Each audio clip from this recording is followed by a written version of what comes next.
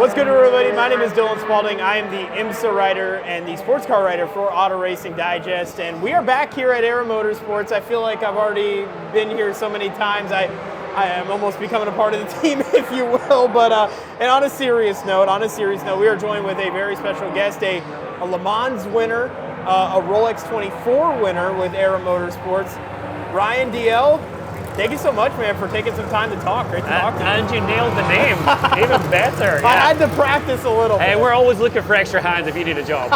Fair enough. I'll put my resume in. I don't know if I have a lot of racing experience. But we'll figure out a good job. Okay, fair enough. I'll even be water boy. There you go. We'll take it. But Ryan, thanks so much for getting to talk. Obviously, you're not racing this weekend, but you are here this weekend with HSR, with this event, with ERA Motorsports.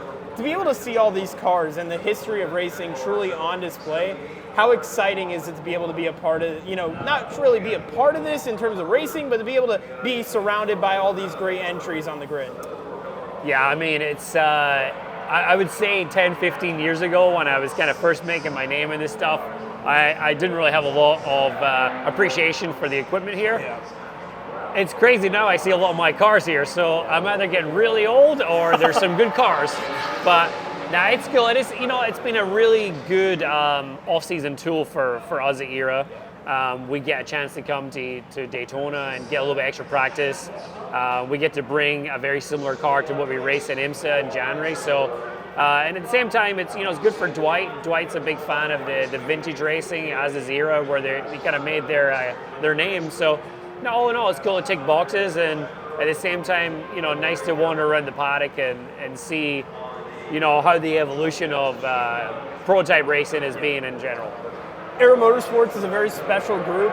Kyle Tilley, not only a team owner, but also a driver. So that dynamic is very interesting, where you're not only dealing with not only the team owner, but also he drives as well. So he's experiencing the same things that you guys are experiencing and going through as drivers. To be a part of a team that has someone who not only appreciates the sport and has driven behind the wheel and has had so much success, but to also race for somebody like Kyle. What has it been like to be able to be a part of his team with ERA Motorsport?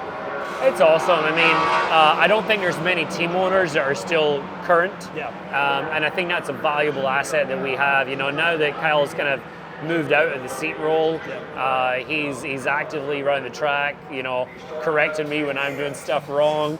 And also, valuable input when it comes to engineering. But it's a great team. I mean, I've said this a number of times over the last few years. Like in 20 to 21, I was very close to calling it a day. I was not enjoying racing as much as I used to, and I just found a home here, and we have such a special team. Looking forward to every race before we get there. Yeah, and obviously, 2023 season just passed. It's pretty fresh on a lot of people's minds, especially around the IMSA paddock and around IMSA and such. Talking about 2023, you were kind of mentioning, season wasn't, what you were hoping for, but just kind of recap it as a whole. For you, being able to run this season, seeing the fan growth and the amount of love and support that IMSA has gotten this season. I mean, it must be pretty special as a driver to see fans are really buying into sports car racing this year. I think Petite last month was probably, other than Daytona, Sebring's always packed, but I think seeing how much Petite grew year over year really, I think, highlighted where IMSA is going. Our season overall was not good. I'd say it's the most competitive we've been in 3 years, of my 3 years, with the least amount of results. It was just one of those very odd seasons where, you see people online now, ERA can't catch a break. It was true. It was just an odd season that, we got to the end of it and the disappointment at Petit, and we literally, all had a hug, all had a cry a little bit, and we're like, let's get back to work and get going for Daytona. So, we didn't have our heads down too long before we, started making plans, this being, step one of 2024. With 2024 going in, I mean, you look at IMSA right now, there's new cars being added to the grid. The LMP2 class may be as competitive as it's ever been in IMSA, and to be a part of something like that, to be a part of this kind of I don't know if you would say movement, but growth, if you will, in the sport and in series and across the grid, if you will. I mean, to be a part of something like that, how special is that as a driver to be able to kind of see the competition level even expand further than what it's been already? Yeah, you hate to see teams get pushed out, so to speak, like the P3 programs. But I think it also shows how strong the other classes are. I think that P2 will be the strongest it's ever been. I think it's 12 full season cars we're capped at. A lot of European cars, United Autosport coming over, a massive program. So we're looking forward to the challenge of that. But everybody says their category is the toughest. We're going to have 12 cars running identical equipment, and it comes down to team and drivers. So it really will be a stacked season, and I think we're ready to get going.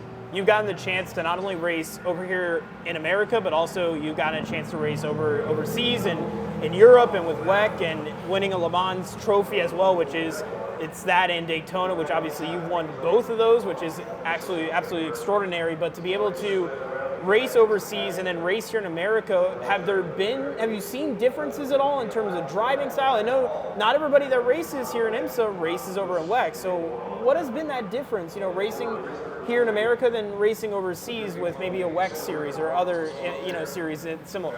Yeah, it's funny, I've really always looked forward to the opportunities I've had to go back and race in WEC or European Le Mans series, but even though I'm from there, I live here, and 90% of my career has been built in the US and specifically in the sports cars with IMSA. So I always enjoy the opportunity, but by the end of the season, I'm ready to come back and do what is familiar to me. I think that the big difference is the US understands that we're an entertainment sport more than anything, and as much as it might piss people off online, when yellows come out, it makes entertainment, right? Yeah, for sure. The end of Petit Le Mans, I don't think could have been any better scripted.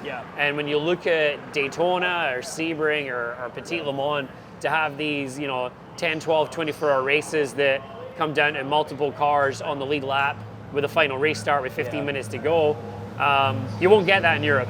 And I don't think it'll ever go the same direction as here. So, the way I look at it is we're here to entertain. Sometimes it's good for you, sometimes it's bad for you, but ultimately I think people enjoy the show we're putting on. Endurance racing is something that sports car racing and this type of racing really has people gravitated towards that type and style of racing. For you, like, what makes endurance racing special for you? Being obviously the Endurance Cup this year will be growing with the addition of Indy this season. Kyle was mentioning some of his thoughts about it, but what makes endurance racing special? What makes that something that is unique and something that really makes sports car racing what it is? I mean, I think endurance racing exactly is how you sum up. I mean, even on a sprint race, you're not relying on one driver and one car setup. You make changes throughout the race, whether it's tire pressures or aerodynamics we can change. You're obviously making driver changes. There's strategy that comes with that. So I think there's just so many more variables. And as a driver that came from open wheel racing, that's a hard transition to make initially, but also one that I feel like I embraced pretty quickly to this path. Yeah, and speaking of drivers who have raced in open wheel racing, one of the drivers who are racing this weekend, Stuart Wilshire, a guy who's raced in open wheel racing before and somebody who's racing with ERA this weekend, having kind of similar upbringings, if you will, you're coming from open wheel, then going to racing in sports cars. What has that dynamic been like, from someone that's had similar experiences and being able to talk to Stuart, and for him, kind of him being new with this, type of racing? Yeah, I mean, I think, the Stuart might be new to this car, but he's definitely not new to high horsepower prototypes with his Peugeot. So, I think we spend more time fanboying and picking his brain about his toys than we do talking about these. But now, Stuart's been great to have around. So is Richard, and I've known Richard a long time, racing together. Stuart, I only met for the first time at this event last year with us, but great addition to the team. We all got along. I think comparing stories is part of racing, right? We all kind of come from different places, and obviously Stuart and Dwight are businessmen by the week, and me, Kyle, and Richard are drivers by the week, and we know we can't do what they do, and they can't do what we do as well as we do it. So it's nice to at least compare stories and try and come up with a common goal, which is win races. Yeah, and speaking of win races, obviously, as I had mentioned, you are a former Le Mans winner, you are a Rolex 24 winner. I mean, to be able to win those races and have those kind of checked off your list, if you will, how special is that to be able to be in that, you know, that the podium and be able to have the Rolex watch? I mean, that must be something that you take to heart very much. Yeah, I mean, I remember my first experience at Daytona was actually with some friends. One of my friends was a NASCAR fan, and he was over on holiday to visit me in Orlando. And I was still in open wheel at the time. Came under the tunnel, popped up there, and I was just blown away. I mean, the facility just it gives you goosebumps, and I still get that. So, I mean, it's such an incredible place. So for me, also the first one I won was 2010 at Daytona, and I was in a major career slump. Yeah. Program fell apart the year before. It was a one-off deal for me to race that race. And to be honest, I've had these moments in my career. Both my Daytona wins came at times where like I really needed a boost and a bit of that fire in your belly to keep going. So, you know, I think the second one was more special because I think I got to remember the things I didn't think about the first time around. So winning the second one with my buddy Kyle, and you know, I just joined the team a couple of months before. Le Mans, I don't think you can even put into words standing on the podium. And it's just, it blows your mind. I didn't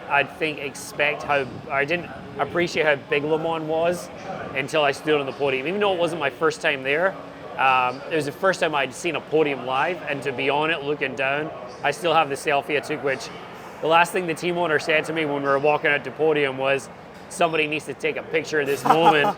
He was an ex-driver, ran my team Starworks, Peter Barron, and he had stood on the podium there, never took a picture. So I have my selfie on the podium. I love it. I love it. I want to wrap things up with you, Ryan. Again, thanks so much for your time and getting to talk. Obviously, we're behind or in front of this beauty, and this is obviously some of the cars you'll be able to get to see with IMSA and stuff, and obviously with ERA Motorsports. But for you, what's next? Obviously, 2024 is just around the corner. We're only a few months away, so you guys will be back here on track getting ready for the Rolex 24 here at Daytona. So what is next for you here coming up, and where can people find you on social media? Yeah, I mean, you know, the season doesn't really stop for us, thankfully. You know, it's nice for me, it's nice to have job security for another year.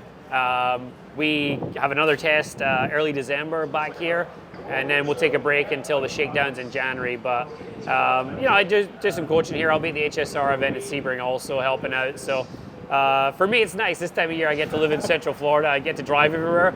I don't have to go on a plane until like March of next year, unless it's vacation. Yeah. But you know, I'm on all the social media channels, you know, Instagram, Twitter, all that stuff, or X. We can't say Twitter anymore, right? Yeah, exactly. I never know anymore. I don't know if I'm supposed to tweet or X. I don't know really. It seems weird to X. Yeah. I don't know. Exactly. Well, Ryan, thanks again Appreciate so it. much. Ryan DL, guys, go check him out. Go check out ERA Motorsports and all they have to do. Thanks so much for tuning in. Thank you.